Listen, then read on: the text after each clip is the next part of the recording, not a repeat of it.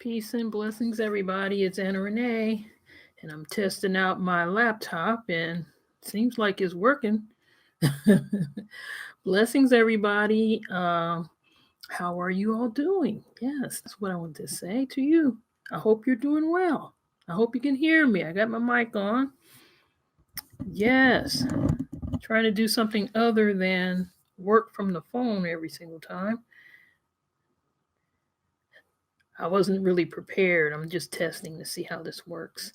You know what? Today I wanted to throw this out because right now I'm reading book. Their Eyes Were Watching God, a classic by Zora Neale Hurston.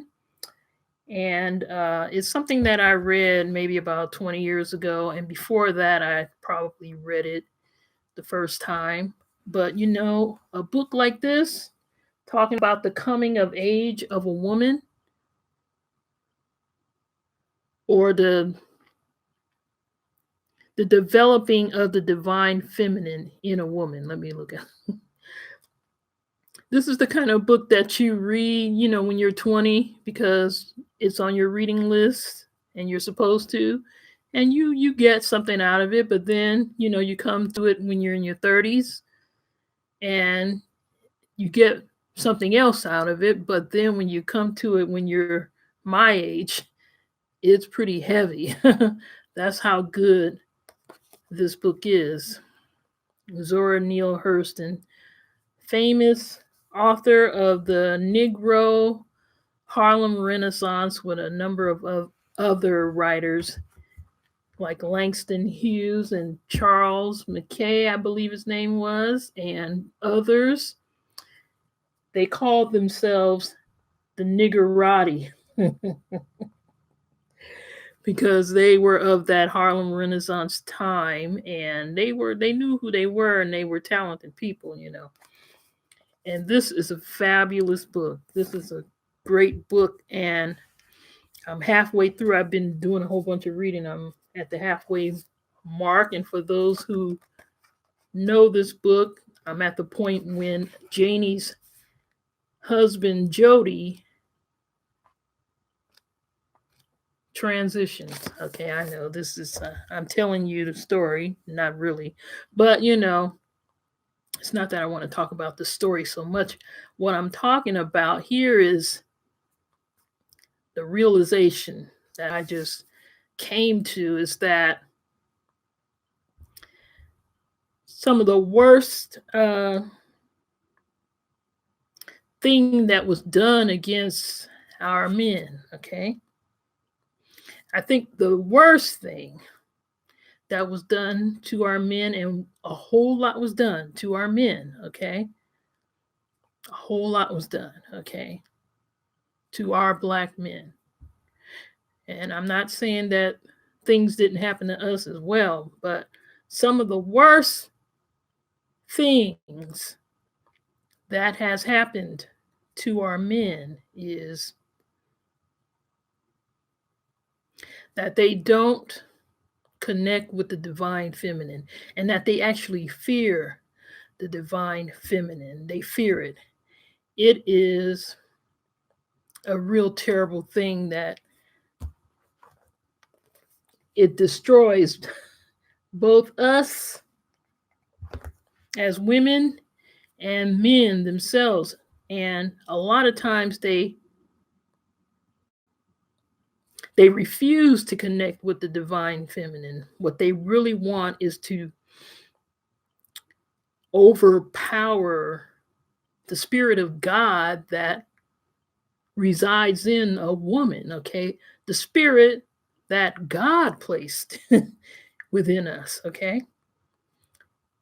For our edification and for the man's. And it's a hard, cold-blooded thing because the man could say, you know what, I'm going to connect with the divine feminine in my woman. Or he could say, I'm going to crush the divine feminine in my woman. But what actually happens, because God is so cold, the law is so cold, is if the man makes that decision, he ends up destroying himself.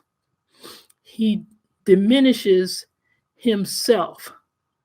And a lot of time, some men will rather go to their grave all broken down than to allow the divine feminine into their hearts, because the ego just refuses.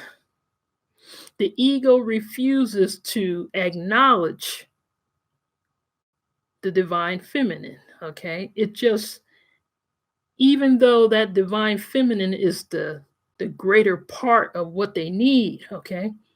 The acknowledging of it, the allowing of it to bloom and to blossom, that would make them a full human. They refuse to allow it to come in, and they go to their grave not letting it in, not accepting it. They will allow themselves, they would just die than to do it. And to be like that is a hard thing. And you see it all the time. And it destroys the woman as well as the man. It's a terrible thing. It's awful. It's awful. It's so horrible. I don't even know how to express that. After reading this, he had his wife, and he could not acknowledge her. He was busy trying to build himself up, the man. And he had succeeded. He built himself up. He created a town, okay, a black town back in those old days. He did all of those things. Became the mayor of that town. Had the general store, was the owner of it. Had a whole lot. Built his house. Had fancy stuff inside of his house, a Golden Spittoon. This is back in the 30s, okay?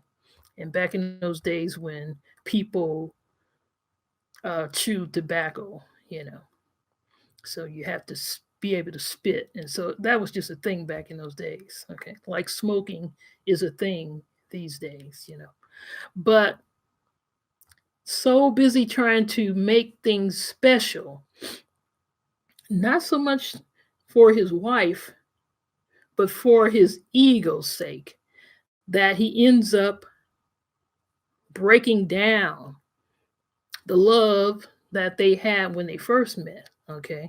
When he first promised her all kinds of things, 20 years later, he's got all these things, but he himself doesn't have himself. And she, being his respectable wife, supposedly should be thankful for all the things that he managed to get for her and how he made her into a respectable woman, should be thankful to him for that, but no connection anymore. They have the things, okay? Yeah, you have the beautiful golden spittoon and a lady spittoon, all painted with flowers on it and stuff like this, but you don't have the connection to the divine feminine, and you refuse to connect because you want your woman to remain silent. Okay, you're trying to control God, whereas this is an impossibility. You can't control God. Though you as a man may forget that God resides in the woman. It just is a terrible thing when men do that to themselves and to the woman. You are not going to win that. You can't win that. As I say, your arms are not long enough to box with God. The Spirit of God is in the woman. That only makes sense. And if you're trying to control that, then you are trying to control God. And that's madness. That's madness. You don't supposed to try to do that. When you really think of it, it's a kind of strangeness. It's a kind of madness. And if you butt up against the law of God, you are going to lose. Okay, you are just going to lose. Okay, and this is what happened to her husband in this book. He lost. He got all kinds of sick. His life slowly dwindled. What was he doing? Trying to continue to control her by making her feel bad, making her feel unable to do the simplest things, always berating her, always putting her down. But then when she tries to fight back, then he looks at it as her not being thankful for him.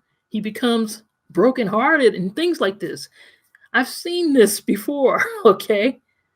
When men have this idea that they are supposed to ridicule and berate their woman, and she's supposed to just take that and accept that like she's an empty vessel, okay? But the Spirit of God is in her. Is disrespectful to the Spirit of God, to God. Is what's the word I'm looking for? Irreligious. It's to not be able to see God in the woman. It's crazy, actually. It's madness. Okay, my people. So you know what? I'm going to end this video right now. I'm not sure how the stream is working, if it's doing the right thing or not. But anyway, peace and blessing. We have to overcome whatever spirit, negative spirit, tells us that in our complement there is no God. And we may not think that in the conscious part of our minds, but the way we act, our activities, the way we interact with our opposite, our complement, shows that we want to believe that there's no God in our complement. And so for that, you're gonna lose that one. You can't go up against God. You can't control God like that. God is in the woman. And women, God is in the men as well. It just makes sense for us to just release that madness. Just let it go. It's crazy, all right? And rethink this thing. Because that inheritance that we got from supremacy, okay, is just wickedness. It doesn't do anything for us. It hinders growth, okay? This man in this story is saying that, he built all of this stuff, and she ought to sit there and be thankful for it. You know what? You can be thankful for this kind of a thing, but if you don't allow her to put her femininity in it, then what is it? What is it? Okay, if she's not a part of the house, is the house really a home? All right, my people.